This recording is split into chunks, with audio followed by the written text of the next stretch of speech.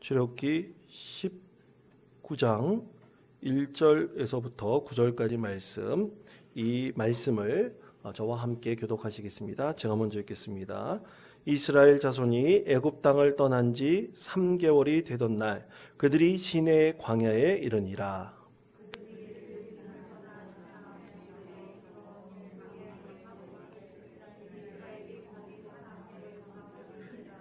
모세가 하나님 앞에 올라가니 여호와께서 산에서 그를 불러 말씀하시되 너는 이같이 야곱의 집에 말하고 이스라엘 자손들에게 말하라.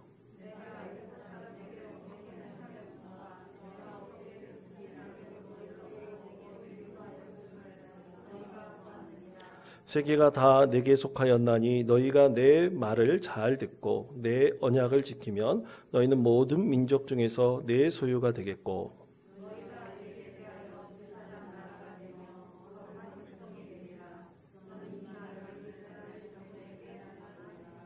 모세가 내려와서 백성의 장로들을 불러 여호와께서 자기에게 명령하신 그 모든 말씀을 그들 앞에 진술하니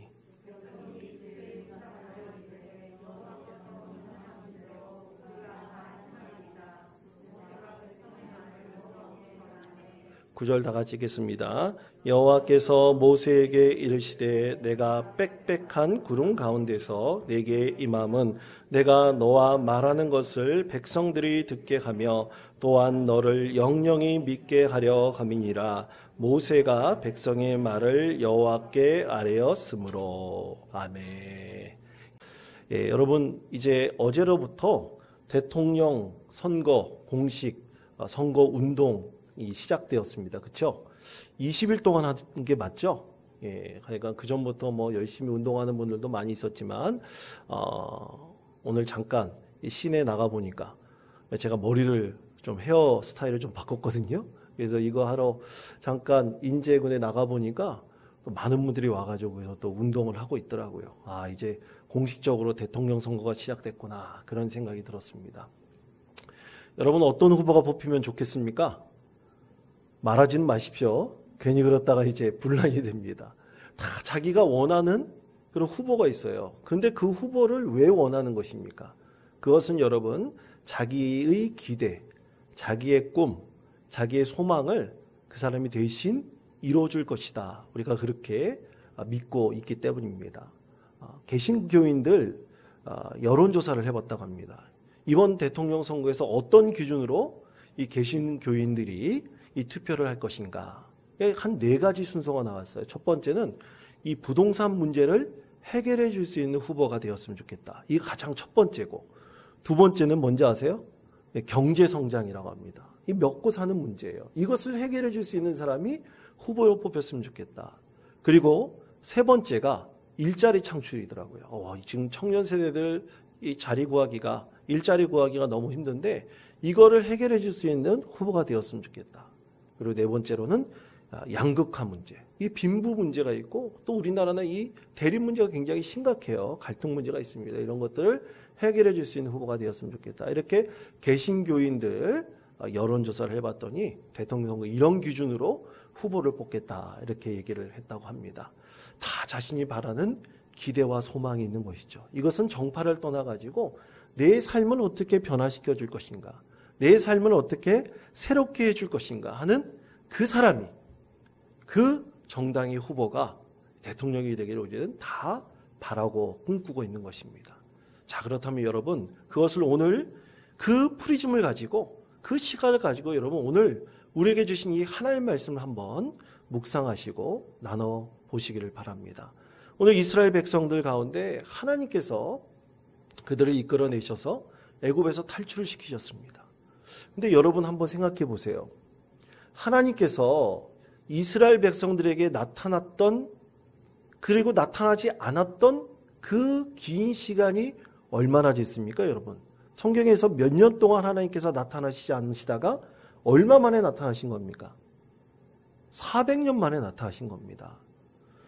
여러분, 요셉이 그의 가족들 모두를 애굽의 고센 땅으로 이끌어 간 바로 그때부터 400년 동안 하나님께서는 이스라엘 백성들에게 역사적으로 그리고 신비한 능력 가운데 임하시지 않으셨어요. 보이지 않으셨습니다. 그런데 어느 순간 하나님께서 400년 만에 나타나셨어요.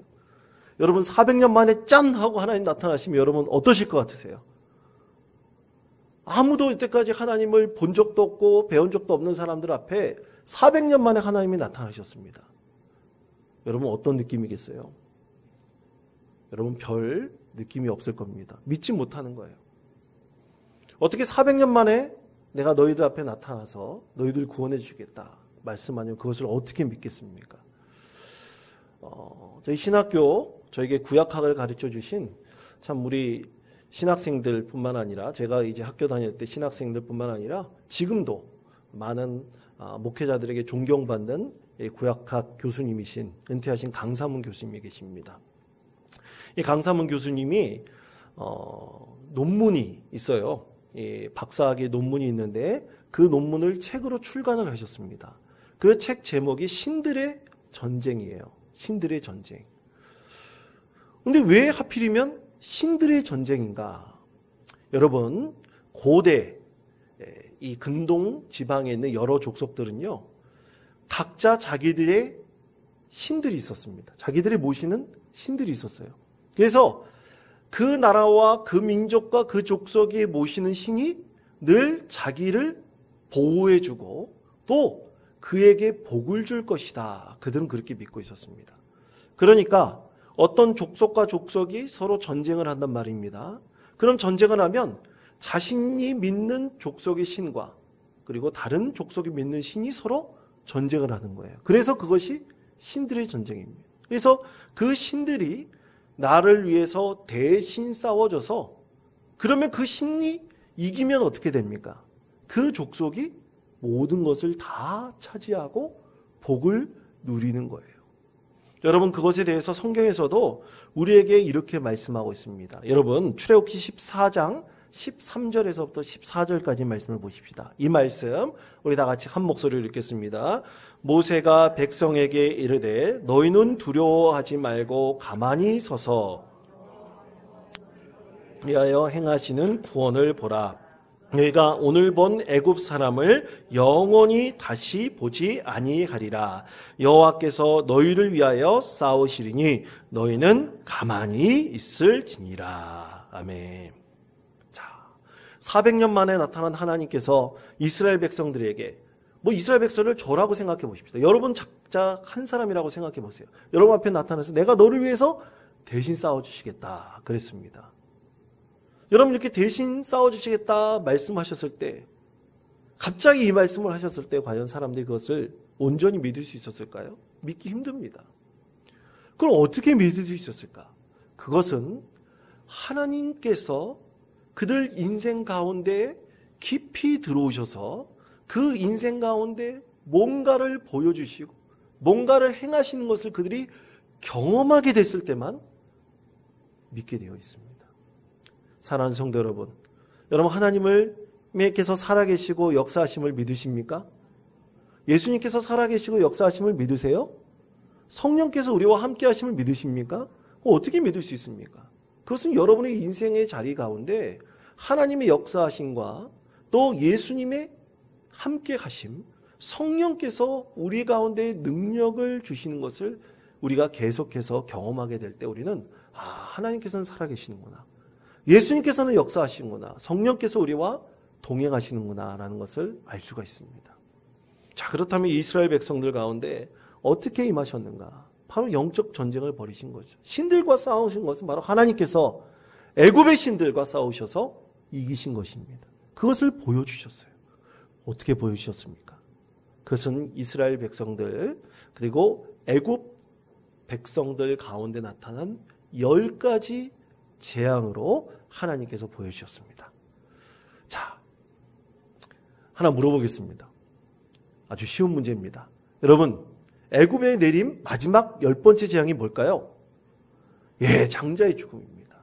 장자의 죽음. 6월절에 시작이 된 이 장자의 죽음이에요. 역시 똑똑하신 것 같습니다. 이 10번째 장자의 죽음이 있었는데 여러분 이것이 왜 중요한가? 여러분 애굽은 바로라고 하는 살아있는 신이 있습니다. 바로라고 하는 살아있는 신은 누굽니까? 애굽의 왕입니다. 왕이 살아있는 신이에요. 신의 아들입니다.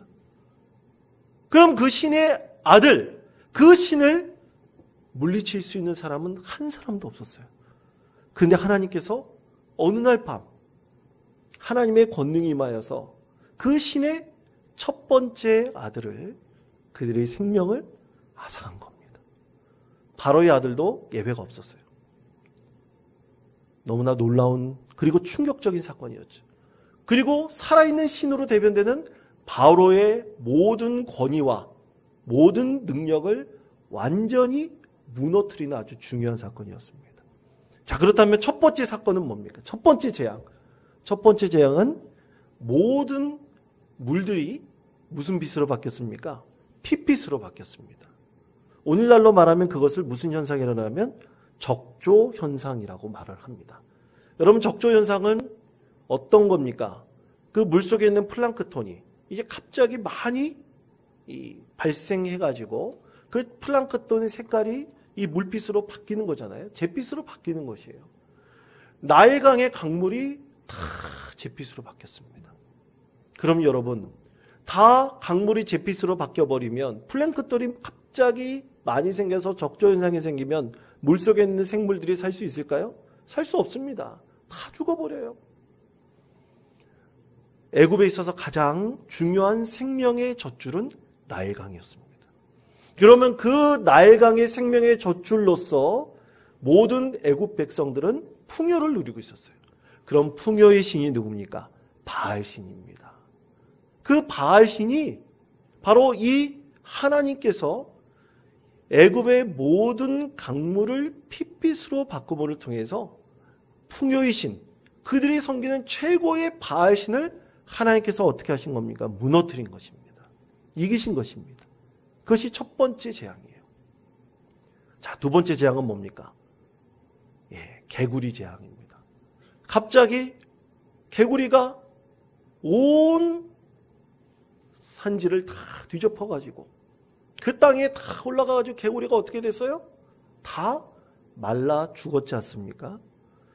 그럼 이 개구리는 뭐냐? 개구리는 애굽에 개구리 신이 있습니다. 헤케트라고 하는 개구리 신이 있어요. 근데 이 개구리 신은 뭐를 상징을 하냐면, 자, 여러분, 우기에 비가 충분히 내려야지 만물이 잘 자라날 수 있죠. 그래서 우기가 굉장히 중요합니다.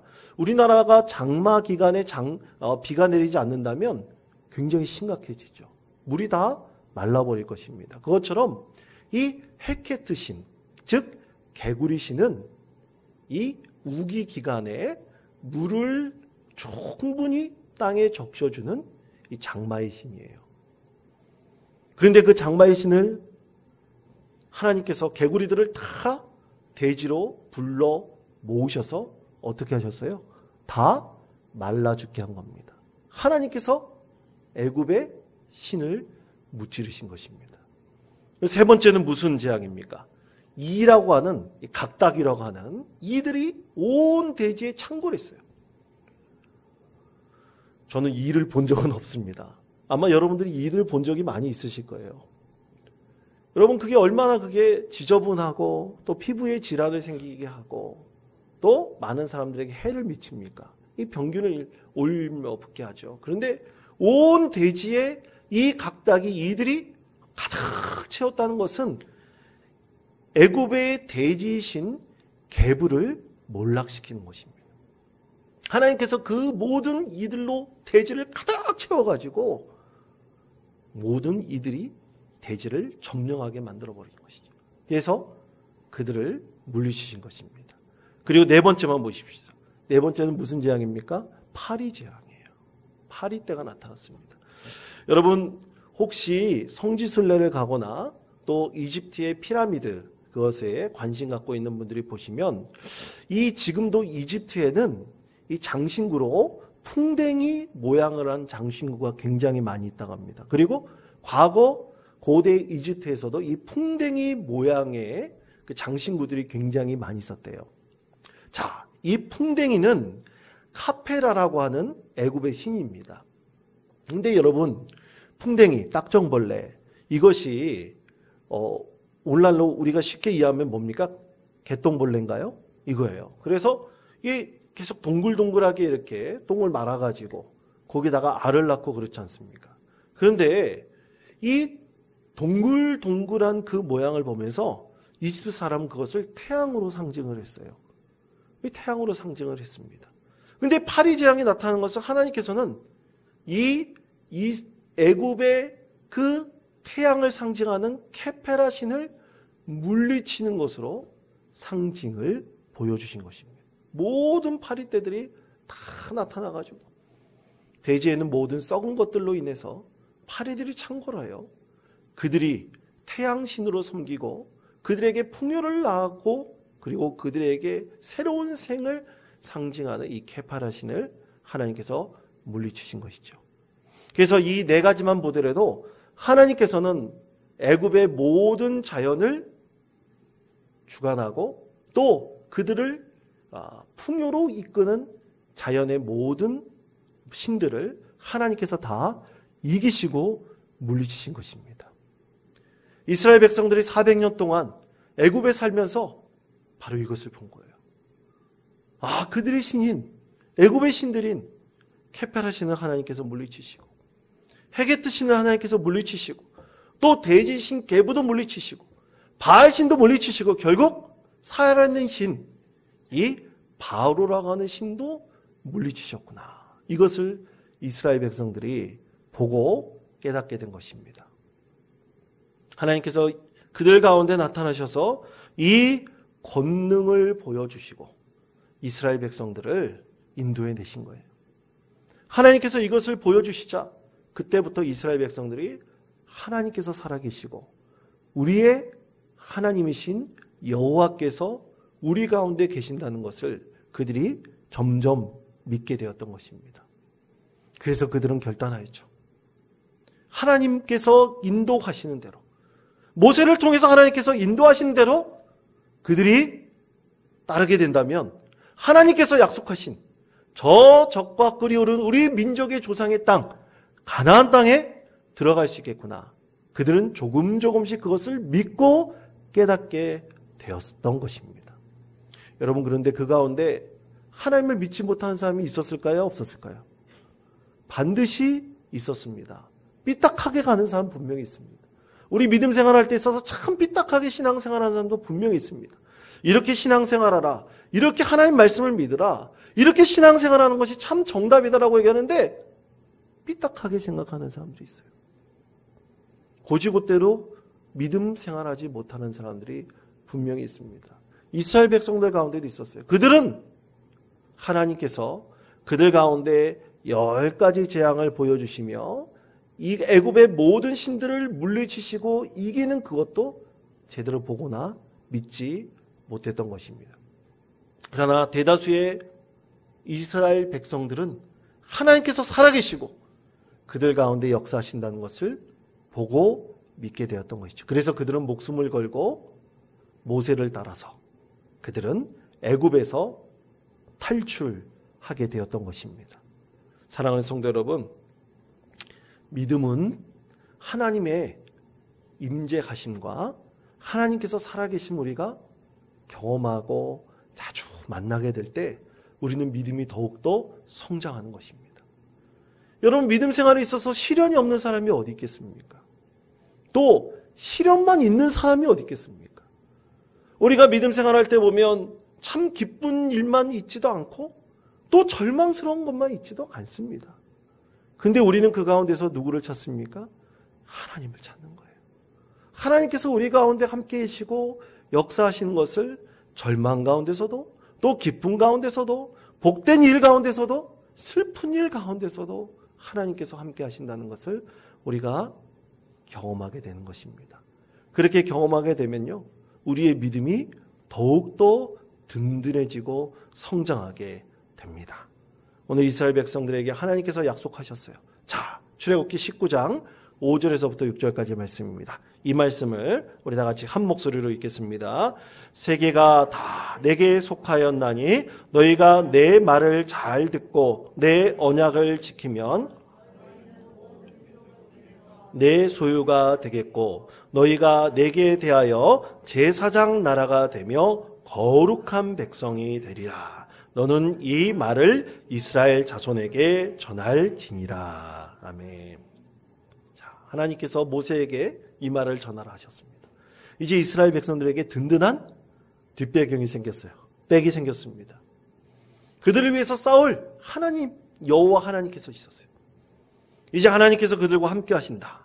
그래서 그들의 삶의 자리 가운데 늘 동행하여 주신다. 이것을 점점 믿게 되었습니다. 그때 하나님께서는 이스라엘 백성들에게 두 가지 메시지를 주셨습니다. 오늘 말씀을 통해서 두 가지 메시지를 주셨어요.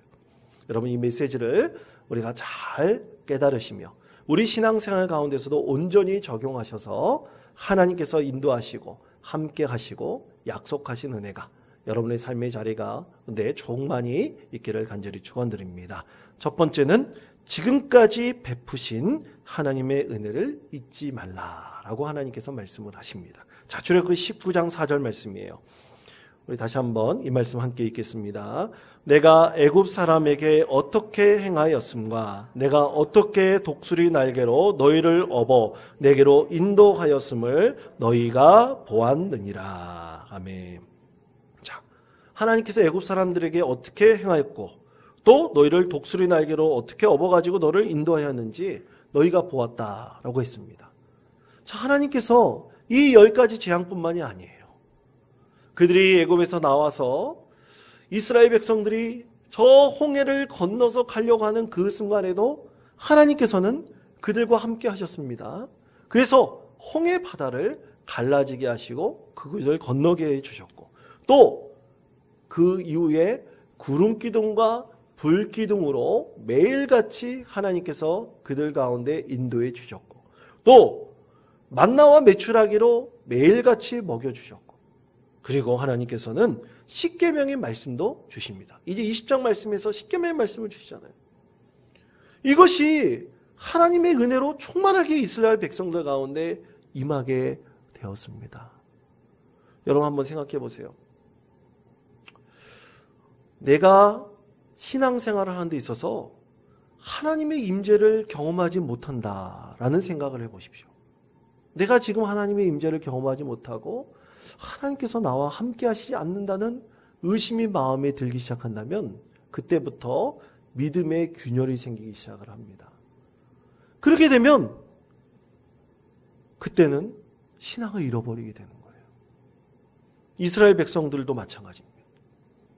광야에서 생활하는데 하나님의 은혜를 매일같이 경험하고 그것을 간구해야 돼요. 그것을 경험하고 그것을 간구하지 못하면요, 그때부터 믿음의 균열이 생기기 시작합니다. 그러면 하나님에 대해서 절대적으로 믿는 믿음이 사라져버리게 돼요. 여러분, 댐이 무너질 때는 아주 조그만 균열에서부터 시작한다고 합니다. 2020년으로 기억을 합니다. 전 세계적으로 큰 홍수가 있었던 곳이 꽤 많이 있었어요. 그 중에서 대표적인 것이 중국이었습니다. 수십 일간 비가 내렸어요. 그래서 여러분, 전 세계에서 가장 큰 댐이 뭔지 아세요? 중국에 있는 산샤댐입니다. 양쯔강에 있는 산샤댐이에요. 수위가 엄청나게 올라갔어요. 근데 많은 사람들이 저 양쯔강에 있는 산샤댐이 무너질 거라고 믿는 사람들이 정말 많았습니다. 거기서 무너졌을 때 어떤 일이 날 것인가에 대해서도 신문지상이나 뉴스에서 막 떠들어져 있어요. 어떤 일이 일어나느냐. 만약 산샤댐이 무너져버리면 엄청나게 많은 양의 민물이 바다로 들어갑니다. 그러면 서해 바다의 산도가 떨어져가지고 모든 생물들이 끔찍한 희생을 당할 것이다 라고 예측이 됐어요. 그리고 여러분, 중국 사람들이 얼마나 교활하냐면요, 중국 사람들이 우리나라 서해안 가까운 곳에 원자력 발전소들을 가장 많이 만들어 놨다고 합니다. 그럼 갑자기 엄청난 양의 물이 쏟아져 버리게 된다면 원자력 발전소에 큰 피해가 일어날 수도 있다는 거예요. 그러면 그 피해가 고스란히 어디로 오느냐? 우리나라에 온다는 거예요. 그래서 여러 예측들이 막 있었습니다. 두려웠어요. 근데 중국 정부는 절대로 그럴 일 없다. 절대로 무너지지 않는다. 안심하라. 자기 중국 사람들한테도 그렇게 안심하다고 하는데 의심의 뉴스들이 계속 쏟아내렸어요. 여러분, 왜 계속해서 중국 정부는 산사 때문에 안 무너진다고 계속 그래요? 지금도 마찬가지입니다. 앞으로 그럴 거예요. 그런데 많은 다른 나라 사람들, 또 자국에 있는 사람들도 잘 못 믿어요. 왜 그럴까요? 불신의 마음이 있기 때문입니다. 신뢰를 주지 못하고 있기 때문입니다. 여러분, 전 세계가 중국 제품이 없으면 살 수가 없습니다. 그런데 질적인 면에서 사람들은 잘 믿질 않아요. 박리담회처럼 아주 저가이기 때문에, 그리고 가성비 있는 제품이기 때문에 쓴다는 사람들이 참 많이 있습니다. 그러나 이것에 대해서 불신하는 마음이 계속 있다면 그 자리밖에 머무를 수밖에 없을 것입니다. 여러분, 이것은 우리 믿음 생활에도 그대로 적용되는 것입니다. 우리가 하나님을 믿습니다.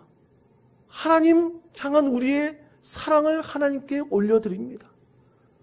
하나님 우리가 끊임없이 찾고 하나님을 만나고 하나님을 예배하는 그 시간이 우리 가운데 있지 않는다면 우리는 점점 하나님에 대해서 믿음이 연약해지기 시작할 것입니다.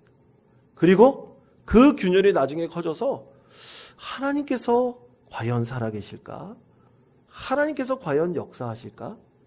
하나님께서 내 삶의 자리를 과연 인도해 주시는 분일까? 의심의 마음이 들 수밖에 없을 것입니다. 그러므로 사랑하는 성도 여러분, 올 한 해 여러분 시작하실 때 하나님께 약속한 것이 있습니까? 여러분, 그것을 온전히 이행하시는 믿음의 성도들 되시기를 바랍니다.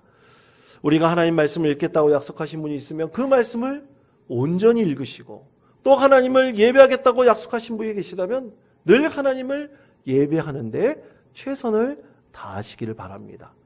필사하겠다고 약속하신다면 그 필사하시면서 그 말씀으로 나에게 응답하시는 하나님의 은혜를 충만히 경험하시기를 권면드립니다.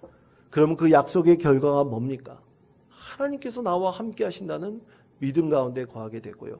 또 하나님께서 나의 삶의 진정한 주인이 되시고 나와 함께 하시고 내 모든 축복을 하나님께 주신다는 것을 우리는 온전히 믿게 되는 것입니다.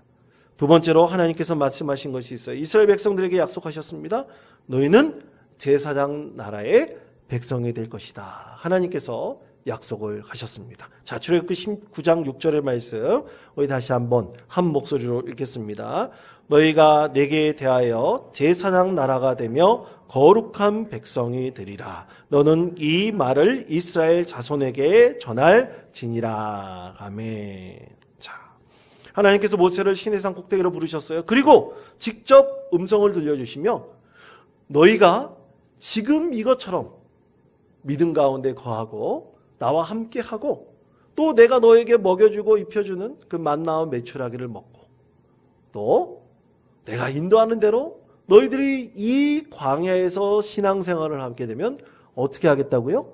너희를 제사장 나라의 백성이 되게 해주시겠다. 하나님께서 약속을 하셨습니다. 그 약속이 시작된 거예요. 40년 동안 이스라엘 백성들을 훈련받고 나중엔 이스라엘이라는 나라를 세우며 하나님을 섬기는 제사장 나라의 백성이 되었던 것입니다. 여러분, 이것은요, 이스라엘 백성들 구약시대에 그들로 끝나지 않았습니다. 하나님께서는 베드로전서 2장 9절을 통해서 우리에게 이렇게 말씀을 하셨습니다. 우리 화면에 있는 말씀을 보십시다. 그러나 너희는 택하신 족속이여 왕같은 제사장들이여 거룩한 나라여 그의 소유된 백성이니 이는 너희를 어두운 데서 불러내어 그의 귀한 빛에 들어가게 하시니 아름다운 덕을 선포하게 하려 하심이라. 아멘. 우리들에게 왕같은 제사장들이요 택하신 족속이라라고 말씀을 하셨습니다. 우리는 이 말씀을 믿고 있습니다. 그래서 우리는 늘 왕 같은 제사장처럼 하나님을 잘 섬기고 또 하나님 나라의 백성, 그 믿음 가운데 거하는 우리 그리스도인들은 천국 백성이 되는 은혜를 하나님께서 주시고 약속하셨습니다. 그것을 우리가 믿고 의지하면서 오늘도 믿음 가운데 거하는 것입니다. 사랑하는 성도 여러분, 여러분 하나님 믿을 때 여러분 어떤 것이 좋습니까? 하나님을 믿고 예수님을 나의 주님으로 영접하고 또 그리고 우리가 성령께서 주시는 은혜 가운데 거하게 될 때 하나님께서는 우리에게 어떤 비전을 주십니까? 어떤 꿈을 이루온다고 말씀을 하십니까? 여러분의 인생 가운데 어떤 소망을 하나님께서 주십니까? 여러분 올 한 해 하나님께서 여러분과 함께 하실 때 여러분의 꿈과 비전과 소망 가운데 하나님께서 반드시 응답하실 것입니다. 그것을 위해서 여러분 믿음을 온전히 세워나가시고 또 약속하신 것을 꼭 이루어 가십시오. 하나님 예배할 거라 약속한 거 있으면 온전히 이루어 가십시오.